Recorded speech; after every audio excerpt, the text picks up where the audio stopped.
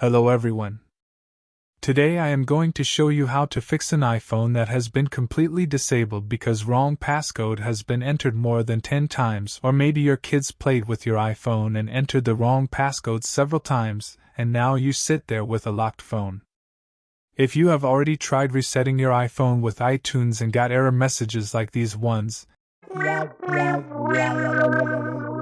and you have plugged the cable at the front side of your PC, try to plug the USB cable at the back side of your PC and it should work fine. If you are using a laptop, try plugging the USB cable into another USB port, and lastly try to use an original connection cable from Apple. What you need for this process: your iPhone's USB cable, a Mac or PC, fully charged iPhone, and iTunes. Now the first step is to turn off your iPhone completely. In order to do that, hold down the power button on the side of your iPhone for some seconds and slide it to turn off the phone.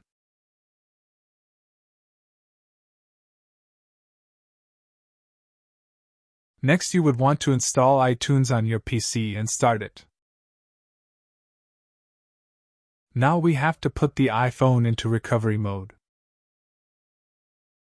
Hold down the home button while plugging in the cable. Now we have successfully booted into recovery mode. In iTunes you will get two options. You can choose to update or restore. Please read the text carefully about each option. I don't have backup for this phone, so I am going to choose to restore at the factory defaults.